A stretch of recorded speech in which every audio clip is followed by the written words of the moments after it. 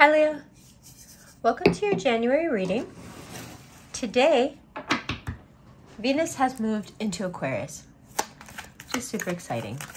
For you, if you are a Leo rising, that means that Venus is moving into your house of relationships. Yay! And for those of you who are a Leo sun or a Leo moon, it means that you've got some adult decisions to make and you're starting to think in a very long-term way. You're thinking in decades. You want to make a decision. You want to take a chance. You want to walk off that cliff. And I think you're trying to communicate in your own way that you're ready to take a risk, even if you're not completely sure. Being ready to take a risk and being sure that you should are so different, right? Now, that Page of Swords, Mercury will go direct in Capricorn on the 18th. Mars will go direct in Gemini on the 12th. Unless I have those two mixed up, which I don't think I do. Mars is direct on the 12th. You want to spring forward. You want to say all the things. You want to talk about commitment. Whether you want to commit or not, you want to talk about it. Hey, I don't want to commit. Hey, I don't know if I should commit. Hey, I want to commit. You're not showing me enough. Whatever it is, you're thinking in these long terms. Whether you're talking to a boss, an employee, a significant other, someone who wants to be your significant other, someone who's training you at work, someone education-wise, right? A professor, someone. You want to know if the amount of effort that you need to continue to make now, the sustained effort it's going to take to maintain whatever already exists, you want to know if it's worth it. You want to know if it's going somewhere. You want to know if this person is worth investing in long term. This business, this job, this person, this education, whatever it is. And you want to know what the yields are going to be. And you generally don't act like this. You don't talk like this. You know, Leo's very giving to even hint at a give and take is like so passé for Leos. Like, it's not a give and take. It's just a give and give. You know what I mean? We don't want anything. We just want to give you and give you and give you. That's the way you guys are. So for you to be like, but what's the yield on this? Like, if I continue to do as much as I'm doing, and part of what I'm doing, let's be clear, is I'm sacrificing like my peace, right? To continue to take this risk, to continue to walk down this road, which this road is inevitably leading to a cliff that you're asking me to walk off of. If I do this, what's the return on my investment? And people are not used to you behaving that way or thinking that way. But much more importantly, you're not used to it. So it's like you hear things coming out of your mouth all from now until the 27th, from today until the 27th, where you're like, wait, why did I say that like that? Or like, what the heck? Like, what's going on with me? Well, you have a point. You're right. What is the yield on this? What do you get back? Is this person trustworthy over the long term? Are they worth whatever you would risk, sacrifice, or leave behind now to choose them? And would they choose you if the situation was reversed and they could have the option of having what you have? Would they sacrifice it for you? This profession, this education, this commitment, if it's outside of a significant other, is this something that can really, in your mind, does it compensate for the time you would spend? Is it equal or in any way beneficial? When you think this way, there are a lot of decisions that you have made in the past that can no longer stand. things that you now like really wish you could go back and fix and be like, oh, you know, if I had been thinking this way 5 years ago, wow, how different my life would look. Okay, but we just don't want to get stuck in that nostalgia. You know how I feel about that. We just want to blow right through that and to the part where we start implementing in the now, in the future. You know, so when you are thinking this way, which is like a place of a lot of power, what doesn't stand up? What folds immediately? And does that hurt? Does that feel like betrayal? Is that disappointing? Is there a part of you that wants to get like plugged back in and eat the steak and not care that it's not real? Sure. But whatever illusion you lose and whatever people you lose because they just weren't going to be worth that investment, right? What that's replaced with is this wonderful sense of yourself, and one that's grounded and lacks confusion and lacks fear and isn't locked in grief and isn't locked in trying to be something that they're not or trying to appear to be something. That performative loop that Leo can get stuck in, especially if there's someone around that's like not quite good enough for you, but you don't want them to know that. It's weird, and then you start sort of performing. You're just trying to be self-effacing, but then it turns into some other thing.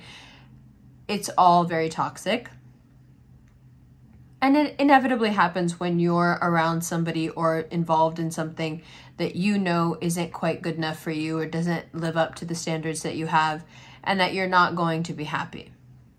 Now, for those of you who are looking long-term and the Fool and walking off that cliff seems like the most wonderful thing in the world, that's great. And you spend the rest of January, February, March talking openly about serious things with your partner, with your boss, with your business partner, whomever it is, and you're making plans and you're looking into the future. And there are things that you wish you could have done differently in prior, let's say, jobs in this situation or in a prior relationship that you want very much to address and fix now. And you have this open dialogue, and this is very, very good. That means that that person is passing that test of looking, you know, over the decades and seeing something in that person, something in that job, something in this vocation, whatever it is, it has staying power because there is enough commonality there. You have common goals. You have... Okay, what I mean is that even if you weren't together, you'd be heading in the same directions. That's really important, right? Because what that shows you is that neither one of you will have to drag to keep the other one on pace or in going in the same direction. You're naturally both flowing in the same direction. If that's your experience when Venus moves into Aquarius today and from now until the 27th, if that's the feeling you get, then that is absolutely someone that you can walk off of a cliff for, because they're going to be there. They're not going to disappoint you. And by the very nature of who they are, they happen to be flowing the same way you are. So they will inevitably catch you if you fall. Which is the fear with the Fool. It's like, oh no, I'm going to fall. No, you're not going to fall. But, you know, it at least quells the fear. So another thing about Venus in Aquarius, and that I think is really evident from the Page of Swords and the Page of Wands, and then the Fool, you know, just being kind of buffered by these two pages, is this need to talk things through and not to assume and not to jump to conclusions and to make joint decisions and not go veering off on your own when it comes to important partnerships, regardless of what that partnership is. Venus in Aquarius, like any planet in Aquarius, has a tendency to be hyper independent. It can be very difficult to deal with. It can, to someone who has to work with you or has to be around you, it can seem tyrannical in its hyper independence. It's just no need to talk to anyone, just making your own decisions, not really thinking about what else is going on. And again, another thing that's quite out of character for you. So just remember, don't assume, don't jump to conclusions. Remember that joint decisions are always going to be more productive. and will last longer, right? Than you saying, this is the line in the sand, this is how it's going to be. It's just that sort of thing takes a lot of force and energy to constantly reinforce, and the upkeep and the reinforcement of that is just, it's not sustainable. Now, your money life, it is very stressful. And I feel like it has been for a while. But I think you're figuring out how much of what you're doing right now is actually viable as a job, as a profession, and how much of it you need to wake up from. You're seeing what has worked, what works, what brings in the revenue and what doesn't. And there is no more hope. There's no room for hope right now. It's just cold, hard data crunching and figuring out, you know, what's profitable and what's not. It's not about feelings anymore. It's not about what we love to do, what we want to do. It's just about what's going to get us paid. And to not even like how much you're getting paid, and then on top of that, not like your job, is a whole different level of discontent. And you're figuring it out. You know, you're getting to a point of overview where you can look down on this and it doesn't look quite so daunting from this perspective. It's like, oh my God, what is all this stuff? What am I going to do? And finance wise, what am I going to do? And, you know, how am I supposed to live this way? Is this ever going to let up? And then the Seven of Wands is like mid-January as the sun moves into Aquarius. Seven of Wands is like, okay, I've gotten to a place where I have a better vantage point. I'm up on the hill from this. I can see down on this. I can see what the issues are so clearly. Whereas here, I'm kind of lower than this thing in the clouds. That's all so scary and weird and daunting, and I can't tell bad from good. That's like, you know, this is a very helpless position. Whereas here, it's like, okay, I may not ever understand everything that's going on, but at least I have this vantage point now. For a lot of you, when you're at this vantage point, what you're going to notice first and foremost before anything else is that sometimes being with somebody, sometimes focusing too much on a job, sometimes turning something into your identity, you do it because then it leaves you no alone time. And it's the weirdest thing because you shoot yourself in the foot, because it's the only thing you really need is your alone time to recharge. Everything else you can deal with. But if you don't have your alone time, but then it's like you take your own alone time away and you rob yourself of that superpower time where your batteries need to charge, and you convince yourself, you know, that you can charge your batteries like that around other people, because when you love people, you need them.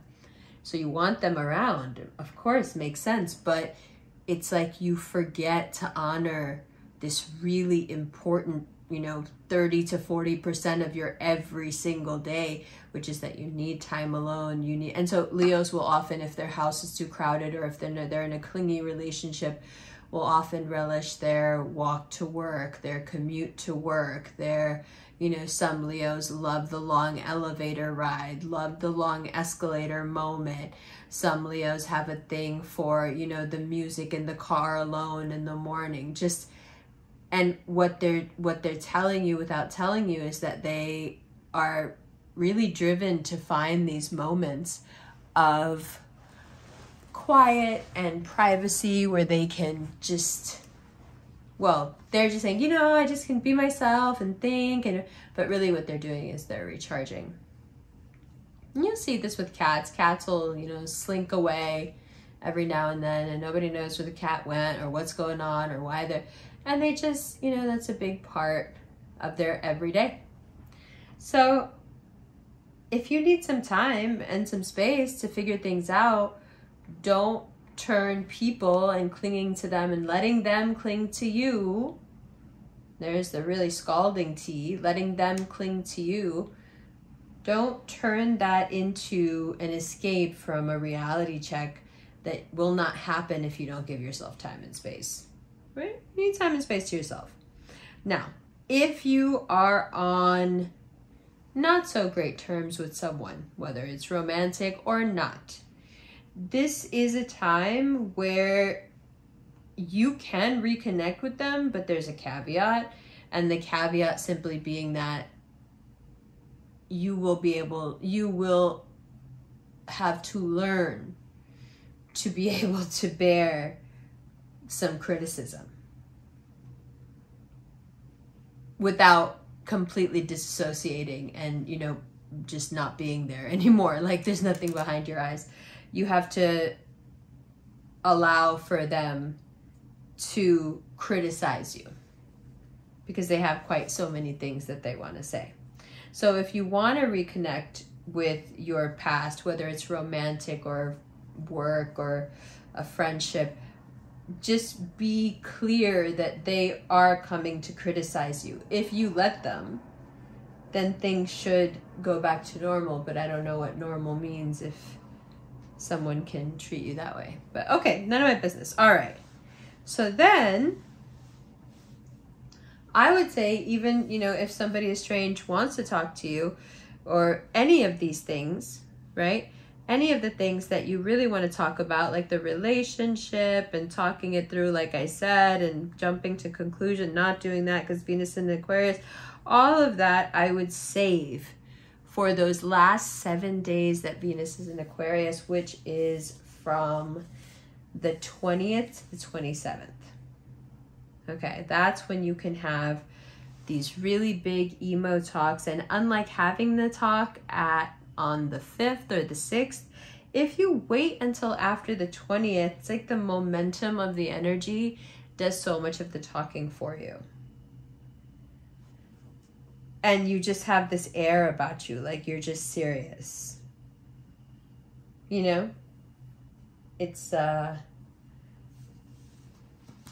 much more controllable. Okay, so now, what that does from the 20th onward, what we need to look at is your associations, especially the one between you and a boss or an authority figure. We need to talk about these fixed squares with the lunar nodes, right? And then we need to talk about the 18th. So that all we'll do in the extended, which you can find on Patreon and on Vimeo. The Vimeo thing I changed, so all the videos for Leo, the live streams, the other stuff, everything will be available on that page. Okay, so those links are below, and if you would like a personal reading, that link is below as well. I love you, love you.